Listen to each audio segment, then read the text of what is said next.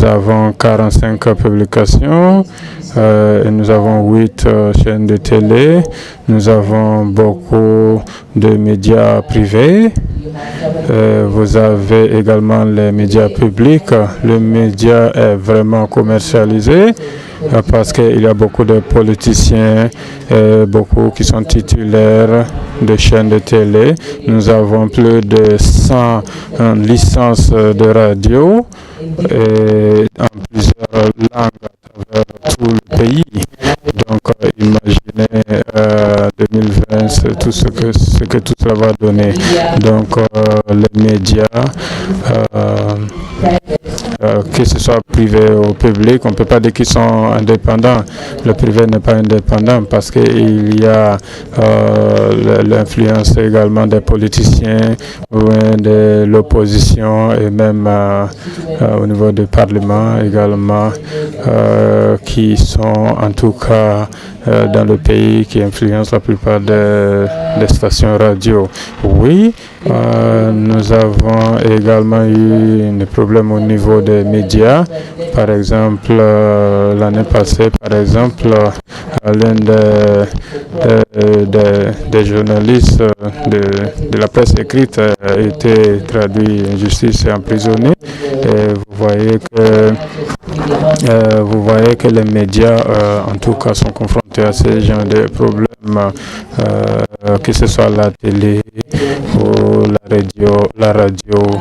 Donc, il y a également des gouvernements qui veulent contrôler, avoir une main mise sur les médias, vous voyez.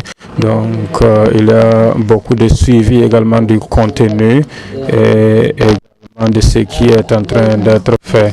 Donc, vous savez, pour les sociétés civiles, il y en a plusieurs en Ouganda. Il y a des centaines. Donc maintenant, on ne sait pas s'ils sont fonctionnels ou pas. Mais quand vous regardez ce nombre-là, en 2016, il y a eu une loi pour réglementer les activités des OSC. Donc, au moins, nous avons plusieurs organisations de droits de l'homme, des droits humains, chez nous également. Donc, vous avez des organisations de société civile. Par exemple, ils sont souvent victimes de cambriolages où des bandits viennent cambrioler leur siège et puis emporter les ordinateurs et autres. Donc, les sociétés civiles travaillent ensemble, bien sûr, mais à cause de la commercialisation des médias, et cherchent l'argent. Donc, très souvent, ils ne couvrent pas les vrais problèmes qu'il faut vraiment diffuser ou partager. Maintenant, pour l'indépendance, vous ne voyez pas, en tout cas, assez de voix, en tout cas, qui sont des voix qui sont levées et partagées des populations. Pour Aïcha, dans la plupart des pays, tu me donneras le cas du tien, les médias sont contrôlés par, Ruth l'a dit, par des politiques ou parfois même par des hommes d'affaires. Alors, travailler avec des médias pour des OSC, est-ce que c'est pas un peu trop risqué? Est-ce que finalement, la société civile ne doit pas peut-être imaginer avoir des médias propres? Pourquoi pas?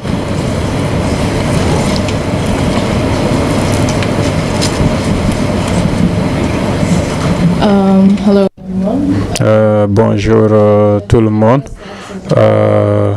Pour les médias de nos jours, depuis 2017, je peux dire que ça s'est diversifié, mais ce n'est pas des médias objectifs la plupart du temps. Beaucoup sont biaisés, les informations sont biaisées, donc il y a plusieurs données médiatiques qui sont qui sont détenus par ou qui viennent des privés parce qu'ils ont leur propre idéologie et également leur vision qu'ils soutiennent et qu'ils veulent diffuser. Donc, ils détiennent vraiment ces médias et contrôlent ces médias. Donc, nous avons des médias publics également qui sont là, que c'est pourquoi je parle de diversité, mais c'est pas objectif non plus et ils ne sont pas assez puissants et n'agissent pas comme un outil transparent, un outil qui va en tout cas être transparent en ce qui concerne l'information du public, non, puisqu'il y a la main de politique. Donc, chez nous, les médias sont beaucoup utilisés. Les sociétés civiles utilisent également ces médias, mais pour leurs relations, ils travaillent ensemble depuis 2007, depuis 2011 plutôt. Donc la société civile a beaucoup d'institutions, qui travaillent avec beaucoup d'institutions. Donc il y a les femmes et les jeunes également qui sont impliqués dans ces OSC et je pense que nous devons mettre l'accent sur ces deux catégories et les renforcer davantage afin qu'ils aient un impact plus large, un impact positif plus large et rattraper ce que nous avons perdu. Ce que nous faisons, c'est au-delà de cela, les outils qui sont les plus utilisés par ces deux catégories, les médias sociaux.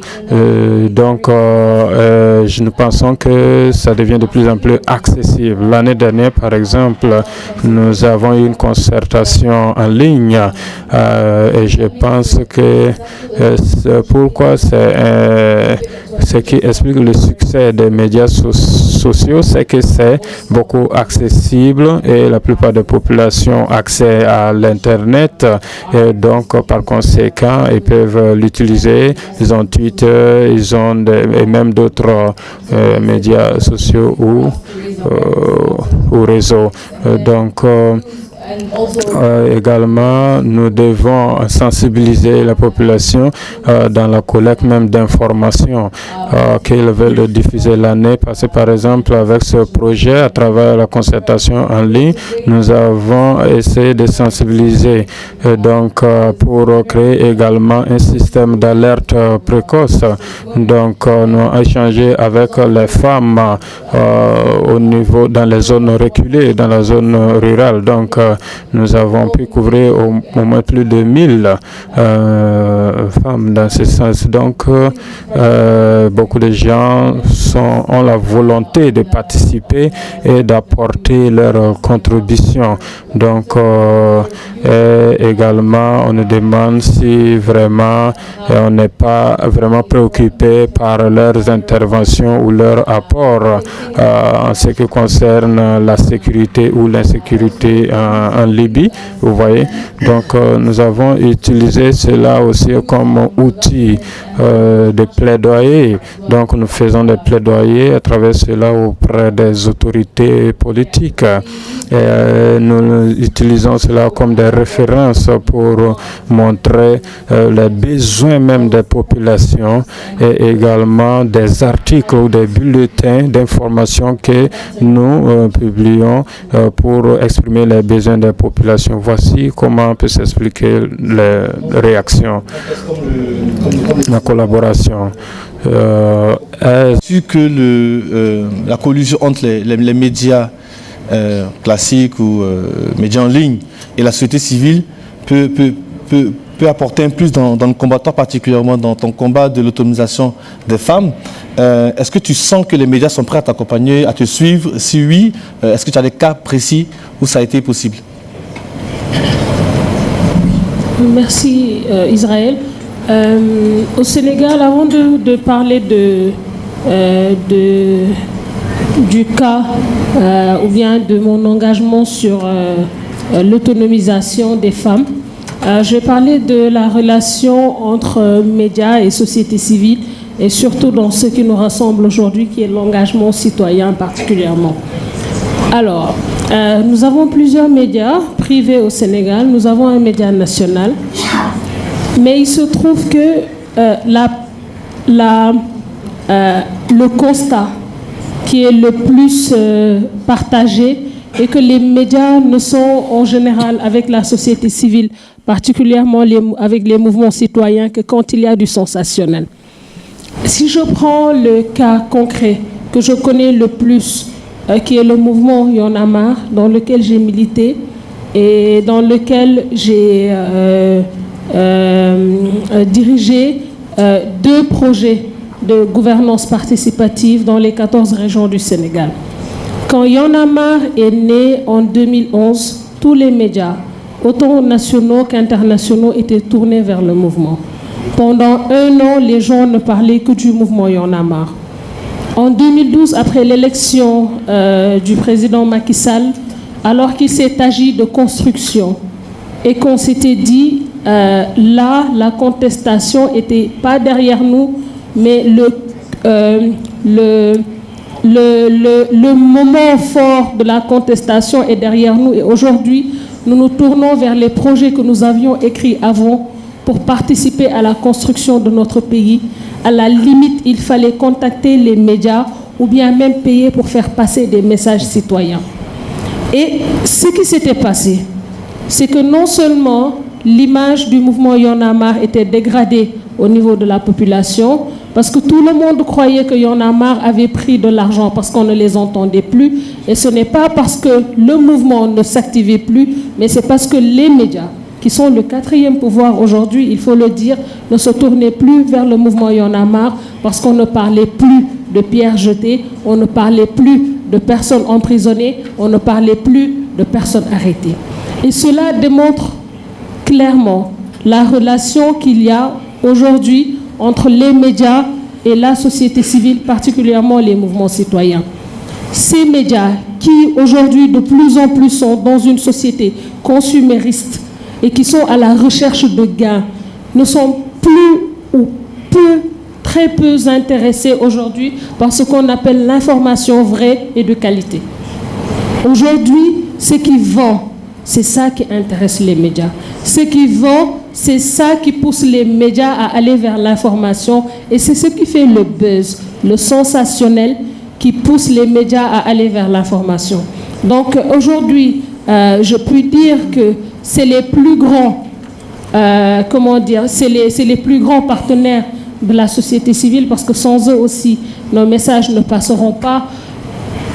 Mais je souligne une chose, moi je considère que tous autant que nous sommes des médias. Chacun de nous est un médium de communication. Les outils que nous utilisons, les canaux de communication que nous utilisons nous permettent de faire passer des messages et parfois au-delà de ce que nos médias nationaux, privés ou publics nous permettent de faire. Ce sont les partenaires de la société civile et ce sont eux qui peuvent permettre à la société civile d'atteindre les objectifs qu'elle s'est fixés en termes de représentation de la population, en matière de défense des droits des communautés ou des femmes, particulièrement quand on prend par exemple le cas de l'engagement de la société civile sur l'autonomisation des femmes. Oui, en effet, les médias communiquent sur cela, mais c'est au gré de, comment on pourrait le dire, de ce qui est à la mode, de ce qui vend plus encore et de ce qui rapporte plus d'argent. Ce sont nos partenaires, si je puis le dire ainsi, mais aussi ce sont ceux qui peuvent vraiment enterrer la société civile ou encore ses membres, à savoir les activistes ou les blogueurs et autres. Charles Maï, dans les arguments que j'entends de Sénap, et je suis très content que tu sois là, comment tu parleras au nom des journalistes, on le sait, nous, les journalistes, avons nos méthodes de travail. Vérifier l'information, recouper, prendre son temps. Des méthodes parfois un peu en contradiction avec ce que veut la société civile qui, elle, est plutôt spontanée dans l'action. Alors, aujourd'hui, comment est-ce que c'est possible de croiser ces deux méthodes pour avoir des résultats efficace, toujours dans le sens de l'amélioration de la démocratie, sans froisser l'une ou l'autre partie. Oui, merci. Alors, ce que moi je voudrais dire dans un premier temps, c'est qu'on devrait plutôt considérer, au-delà même de la synergie, qu'il devait y avoir plutôt, on va dire, un véritable mariage entre la société civile et les médias. Je pars d'un constat, et nous avons fait l'expérience au Burkina Faso, et je pense que c'est quelque chose qu'il faudrait peut-être essayer de promouvoir. Les journalistes, vous le savez très bien, ce ne sont pas forcément des spécialistes. Donc, pas forcément des spécialistes donc, dans des domaines aussi pointus que l'économie, que ceci ou cela, les sciences et autres. Dans la société civile, dans les ONG de développement, on a ces spécialistes-là qui sont à la fois pour nous, hommes de médias, qui sont des experts et qui sont aussi, en tant qu'institution, des sources de données. Et quand vous savez que l'information n'est rien d'autre que de la donnée traitée et croisée, eh bien, c'est normal qu'on aille vers ces sources-là qui sont très souvent plus disponibles, plus accessibles et, entre guillemets, parfois plus fiables que certaines sources officielles. Donc, le partenariat entre la société civile, que je prends au sens large, devrait être quelque chose de systématique et de recherché. Alors, nous, à l'approche donc des élections que nous avons appelées historiques 2015, nous avons cherché donc à essayer d'établir une sorte de plateforme de pont ou de mariage, justement, entre la société civile et les médias, à travers une synergie. Et nous avons fait en sorte de trouver, bien sûr, dans un mariage, il y a toujours des équilibres, des clauses, des arrangements. C'est vrai que la plupart du temps, dans le schéma, dans le modèle économique des médias privés, évidemment, c'est la recherche du gain. C'est vrai. Mais dans le même temps, il faut comprendre que beaucoup de choses ont évolué. Il y a quelque chose qui est beaucoup plus important aujourd'hui, qui est un produit d'appel très important dans la presse, en tout cas, c'est le constat que nous faisons au Burkina Faso, qui s'appelle l'information. Le produit d'appel, ce n'est plus la musique, ce n'est plus autre chose, mais c'est l'information. Les populations qu'on croyait analphabètes, écartées de l'information, aujourd'hui sont friandes d'information. Alors, comment est-ce que nous produisons de l'information à destination d'une information crédible, une information incitative qui développe en même temps, qui instruit en direction de cette population-là. Donc il faudrait trouver des éléments pour renforcer nous ce que nous produisons en tant que journalistes. Donc les données, les experts qui sont prêts à parler et qui proviennent donc de la société civile notamment. Dans ce type d'échange, évidemment, on dira la société civile n'a pas forcément de l'argent pour parler au bon moment donc, de ce qu'elle fait. Le média n'a pas forcément l'expertise pour traiter de façon sérieuse l'information.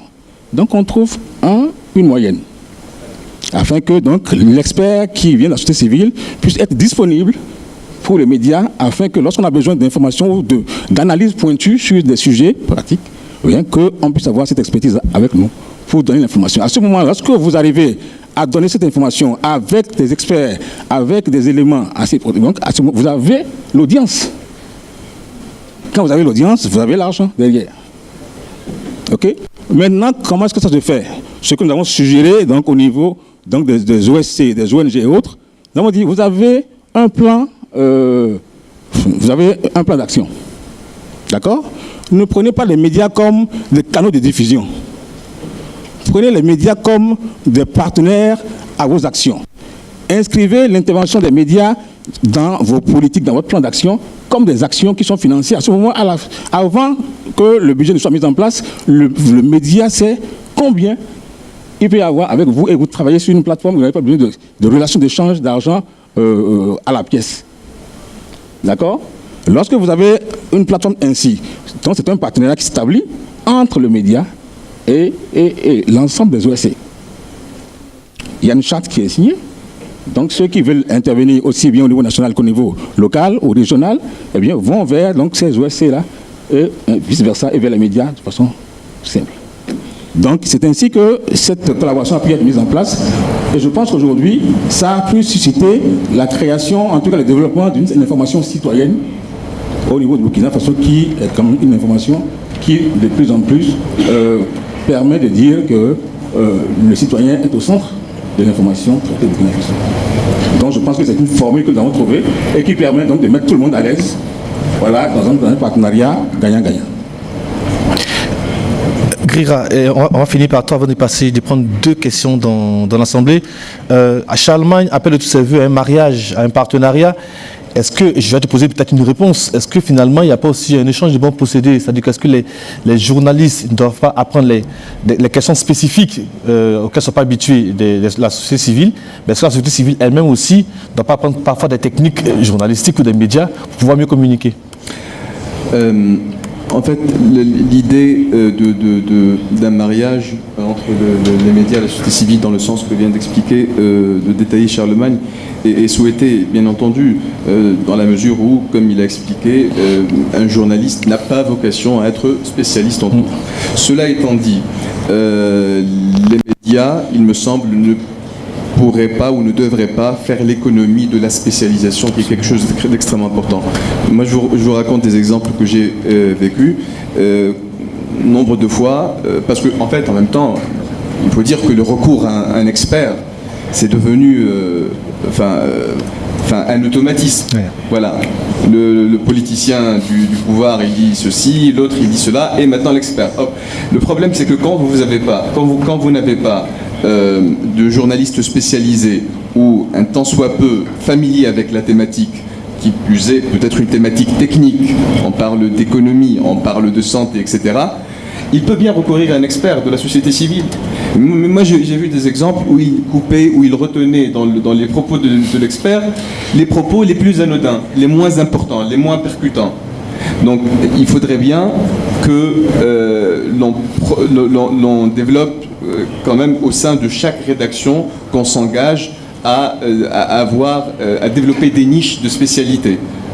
Pas forcément pour concurrencer la société civile, parce qu'il peut se trouver également des cas de figure où la société civile n'a rien à voir. Je parle par exemple d'une interview avec un candidat aux élections. Il peut vous raconter des salades, n'importe quoi. Et puis, quand vous, en tant que média, vous ne dépêchez pas le bon journaliste qui peut finalement lui apporter la bonne réplique ou être en mesure de détecter les promesses ou les données farfelues dans ce qu'il raconte, là, du coup, c'est mal parti. Donc, il est important, tout en veillant à installer cette sorte de partenariat avec la société civile dans ce sens-là, parce qu'il ne faut pas oublier non plus que la société civile a aussi un rôle de formation des médias. Lequel rôle de formation s'analyse comme pendant de son rôle de surveillance de la qualité des médias, de la qualité du rendu et de la surveillance des médias pour les interpeller éventuellement en cas de dérive, etc. Tout cela a son pendant en amont avec la formation qui demeure une de ces fonctions. Donc, je pense donc, pour résumer, que oui, pour ce partenariat qui est bénéfique à plus d'un titre, mais en même temps, veiller pour chaque média, pour chaque rédaction, à développer ce que j'ai appelé là des niches d'expertise ou de mini-expertise. J'ai eu l'occasion de consulter des données qui étaient diffusées par des autorités de régulation, dont une fois d'ailleurs un rapport annuel, ou le dernier rapport annuel de l'autorité de régulation ici au Burkina, qui date de 2014, je pense. Et j'ai vu que justement sur le nombre de papiers traités, il y avait comme un rapport de 1 à 50, enfin il y avait genre 50 informations qui relevaient des informations dites générales. Pour la santé, culture, économie, vous aviez 1 ou moins que 1. Ça interpelle. On me fait dire dans mon oreillette qu'il me reste encore 5 minutes, donc je vais laisser la possibilité à 2 personnes de poser une question chacune. Un doigt, ici, et fidèle. Voilà. Bon, je ne vous ai pas vu. Donc, 2 questions. On va commencer devant, et puis ensuite finir par... Voilà. Vous posez juste... Le micro arrive. Je pense qu'il m'a pas... Le micro est là. Donc, vous posez juste la question. Voilà, moi, ma question,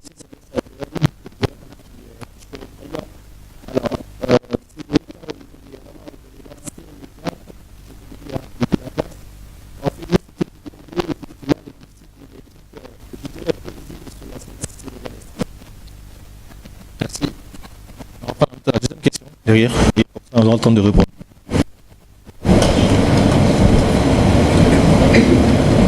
Pour moi, c'est beaucoup plus une contribution. Vas-y. En fait, ça s'adresse aussi un peu sur l'axe de l'intervention de Zinabou. En fait, moi, ce que je voudrais dire, quand elle a commencé sa présentation, l'argumentaire sur lequel elle se base était vrai peut-être il y a, je ne sais pas, 10 ans, 15 ans. Mais aujourd'hui, avec l'avènement du numérique, je me dis aussi que les organisations de société civile n'ont pas suivi la transformation qu'il y a eu. Parce qu'aujourd'hui, c'est possible pour une organisation de société civile bien structurée d'avoir son propre média. Parce que le gros problème se trouve dans le fait que les organisations de société civile ne sont pas du tout structurées. Parce que vous trouvez, par exemple, je prends le cas du Mali que je connais peut-être parfaitement et certains pays comme le Sénégal, où par exemple vous avez à la tête d'une organisation un président, à la rigueur, quelqu'un qui gère les finances. Et après, sur les autres profils, on n'a personne. Et les organisations de société civile, dès qu'il y a un problème, c'est un communiqué. Si ce n'est pas un communiqué, c'est un rapport ou une enquête de 15-20 pages qu'on envoie aux journalistes. Mais comment vous voulez que le journaliste qui a, par exemple, d'autres choses à faire, puisse s'apprésenter sur un rapport de 15-20 pages? Aujourd'hui, vous avez la possibilité de faire une synthèse. Vous avez la possibilité d'utiliser ce rapport pour faire de l'infographie. Présenter sous cet angle-là à un journaliste, à une rédaction, ça peut intéresser. Mais quand vous donnez un rapport, par exemple, je ne sais pas, sur la fustule, quelque chose qui fait 50 pages, un journaliste, comment vous voulez que ça l'intéresse? Surtout vu la configuration, la précarité dans laquelle nos médias africains se retrouvent. Et donc je me dis aussi qu'il y a un effort à faire de la part des organisations de société civile. Internet offre la possibilité aujourd'hui de créer son média. Il suffit seulement d'avoir deux bons profils. Il y a des journalistes qui sont là, il y a des jeunes journalistes qui sont très bons. On peut les recruter, les donner et un peu de moyens, avoir une petite caméra, faire de petites vidéos sur le contenu. On leur donne le contenu. Et moi, j'ai toujours dit aux organisations de société civile par le passé, dans l'organisation dans laquelle j'avais travaillé, on les a formés à l'utilisation des nouveaux médias. Après, on se rendait compte que ceux qui venaient aux formations, c'était des vieilles. Moi, je me suis retrouvé dans les formations avec des gens qui ne connaissent même pas copier-coller. Et je devais apprendre à ces personnes à monter des petites vidéos. Je devais leur apprendre à utiliser Twitter, Facebook. Donc, c'est ça aussi le problème. Il y a des jeunes qui sont dans les organisations, mais on ne leur donne pas de poste de responsabilité. On ne donne pas aussi la possibilité à ces jeunes-là de monter en compétences. Et beaucoup de nos organisations, on l'a dit depuis le matin, sont faites par des gens qui ont 60, 70 ans. Ils n'ont pas la possibilité d'utiliser et de comprendre le numérique. Il ne faut pas se voiler la face. Ça fait partie de notre ère. Et ceux qui doivent l'utiliser doivent comprendre, ceux qui sont censés l'utiliser doivent comprendre les tenants et les aboutissants du numérique. Et donc, il y a aussi au niveau des organisations civiles ce travail à faire. Je pense qu'on l'a bien, la possibilité aux jeunes de monter en compétence. Je pense qu'on l'a bien compris. Permettre à ces jeunes aussi de vraiment tu me coupes la parole alors. Je suis bien interrompu parce que là, on a pris beaucoup de temps. Il y a d'autres panels encore qui viennent derrière. Je vais laisser l'occasion à Zainab de répondre puisqu'elle a été interpellée. Et en même temps, après, elle laisse la possibilité à chaque intervenant de dire un mot et puis on va conclure. Vas-y. Merci Makaila et Fidèle. Makaila, en fait, le média qui a été créé par Y'en a marre, c'était pas pour pallier le manque d'informations ou bien le travail peu ou pas fait des médias. La plateforme, c'est une plateforme en réalité que nous avions mise en place. C'était pour informer, d'abord pour faire remonter les informations que nous avions sur le terrain en matière de participation citoyenne. Et là, c'était pour soit dénoncer les mauvaises actions ou bien les mauvaises attitudes des élus dans certaines localités, ou bien faire remonter les informations sur les bonnes pratiques afin de les mutualiser. C'était en ce sens. Et il y avait un numéro vert qui avait été mis en place. Nous communiquions peu sur ce que Y'en a marre fait parce que, je le disais tantôt, parfois nous tombons dans un piège. Nous sommes dans un continent où, quand quelqu'un fait quelque chose de bien et dit « je fais quelque chose de bien », on dit « il n'est pas humble ». Et ça nous a suivis jusque dans nos organisations. C'est une question de sociologie et c'est les hommes qui font les organisations. Donc c'est de la manière dont nous avons été socialisés que nous gérons les organisations. Et donc il y en a marre, tout comme ils ont peur, comme la plupart des activistes ou des membres de la société civile non traditionnelle, parce que la société civile traditionnelle de grandes organisations comme Oxfam, comme RADDHO et autres, c'est des gens qui vont aller voir l'autorité, le gouvernement pour discuter et confronter leurs idées. Aujourd'hui, si un activiste se lève pour aller voir ou bien pour répondre à une information du gouvernement ou de l'autorité, la première question, est-ce qu'il est corrompu? Est-ce qu'on lui a donné quelque chose? Alors que le but n'est rien d'autre que la co-construction. Et Y en a marre est tombé dans ce piège. Y en a marre est tombé dans ce piège en ce sens que pendant longtemps, eux-mêmes, quand les médias n'ont pas voulu communiquer sur ce qu'ils font, ils ne l'ont pas fait eux-mêmes. Fidèle, c'est ce par quoi j'ai conclu. En 1 minute. J'ai dit que nous sommes, chacun de nous est un médium de communication. Et ça va dans le sens de ce que tu as dit. Sauf qu'il y a une chose que nous ne devons pas oublier. Nos communautés, nos pays ne s'arrêtent pas aux réseaux sociaux. Les réseaux sociaux sont peut-être occupés par des gens qui sont instruits, par des gens qui ont été alphabétisés. Aujourd'hui, moi en tant que sociologue, le palier de la société qui doit le plus être adressé aussi aujourd'hui par les questions dont nous parlons, c'est ces gens-là qui ne connaissent pas et ne maîtrisent pas les enjeux. Et ces gens-là ne peuvent être atteints aujourd'hui que par les médias traditionnels ou sinon aujourd'hui peut-être par WhatsApp à travers les audios. Et les médias traditionnels-là, fidèles, ce n'est pas une question de 15 ans, 10 ans, et ce n'est pas une question de venir déposer sur la table un rapport ou autre. Je me rappelle quand Y en a marre a reçu un financement d'Oxfam avant tout pour faire l'Observatoire national de la démocratie et de la bonne gouvernance. Nous avons contacté les médias pour dire combien nous avons reçu. Je ne me rappelle pas qu'une organisation de la société civile ait dit ça. Nous avons reçu tel montant. Voici ce que nous devons en faire. Voilà le processus qui a conduit à cela.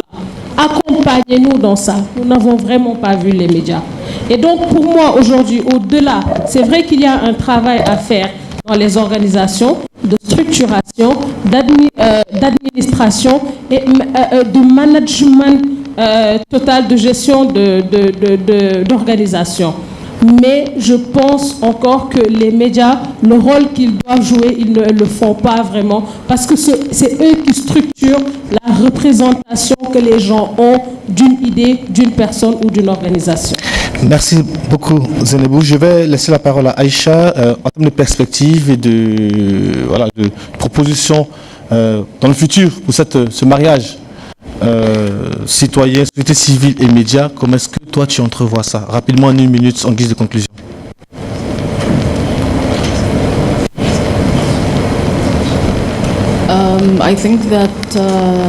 Je pense qu'il est très important que les médias travaillent ensemble. De part de notre expérience, les médias sociaux doivent approcher les populations pour les sensibiliser et cela sera très utile.